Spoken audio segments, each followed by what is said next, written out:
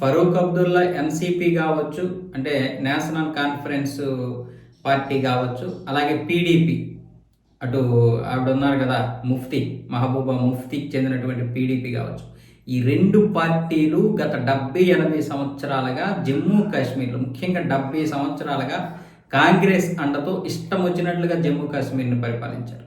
370 అమలతో. సైన్యం లేకపోతే మాత్రం దీన్ని దేశంలో కలిపేసి పాకిస్తాన్తో కలిపేయడమో లేకపోతే సపరేట్ దేశంగా చేయడమో కాంగ్రెస్ అయితే తీవ్ర ప్రయత్నాలు చేసి సక్సెస్ అయ్యింది ఒక విధంగా. దానికి సపరేట్గా ఒక జెండా, ఒక రాజ్యాంగాన్ని కూడా సృష్టించేటటువంటి ఏర్పాట్లు చేశారు.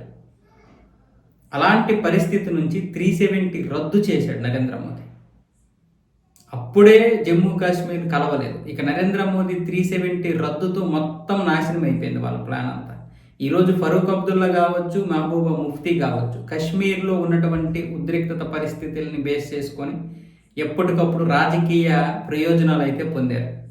ఎప్పుడైతే 370 అమలయ్యిందో అక్కడ ఎలక్షన్లు ఒక దఫా ఆగిందో, ఒక దఫా 2 దఫాలు ఆగాయి.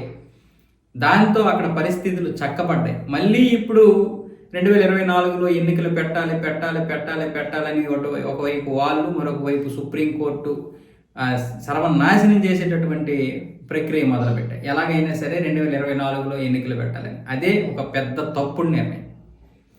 ఈరోజు ఫరూక్ అబ్దుల్లా కొడుకు ఒమర్ అబ్దుల్లా ఈరోజు ముఖ్యమంత్రి అవ్వకపోతే అక్కడ నష్టం ఏంటి? ఇంకా కశ్మీర్కి లాభం ఉంది.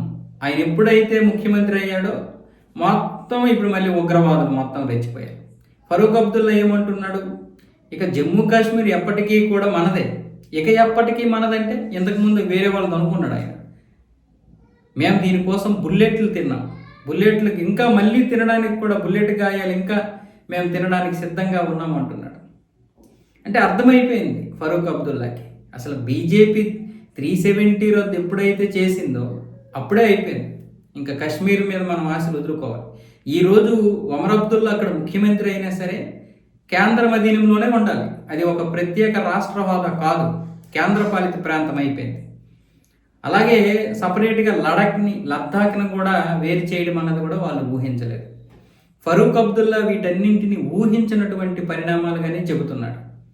370 అమలు అన్నదాన్ని ఎలా రద్దు చేయగలుగుతారు? ఎవరో కూడా అది ఊహకందనటువంటి విషయం.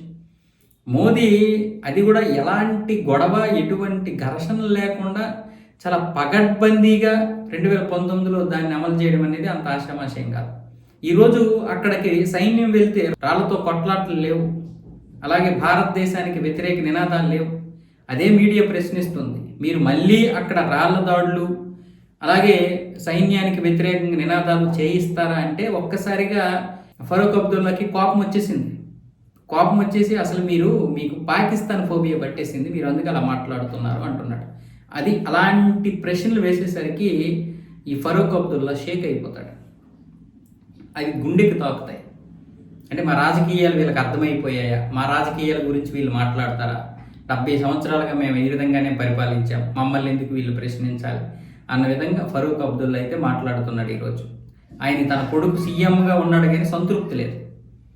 ఎందుకు? ప్రతిదీ మోడీ దగ్గరికి వెళ్ళి అడుక్కోవాలి. ఇప్పుడు కేంద్ర పాలిత ప్రాంతం కాబట్టి మరి అడుక్కోపోతే ఏం చేస్తాం? అసలు ఎన్నికలు జరగడమే తప్పు. అక్కడ సుప్రీంకోర్టు లేకపోతే అసలు ఈ సుప్రీంకోర్టు కూడా ఆలోచించాలి. జాతీయ భావజాలంతో మరి ఉంటాయా లేవో తెలియదు కానీ అక్కడ ఎవరైతే జడ్జి ఉంటారో వాళ్ళు ఇష్టం వచ్చినట్లుగా వాళ్ళ వ్యక్తిగతాన్ని చూసుకొని వాళ్ళు తీర్పులు ఇస్తుంటారు. ఏమి ఇప్పుడు అక్కడ ఎన్నికలు జరగకపోతే అది ప్రజాస్వామ్య దేశం కాకుండా పోతుందా? ఏంటి ఇప్పుడు కొంప ముంచిపోయింది? మరో 20 సంవత్సరాలు అక్కడ ఎన్నికలు జరగకపోతే మొత్తం సైన్యం ఈరోజు ఇంతమంది ప్రాణత్యాగం చేయాల్సిన అవసరం వచ్చేది కాదు, పహల్గాం దాడి జరిగేది కాదు కదా.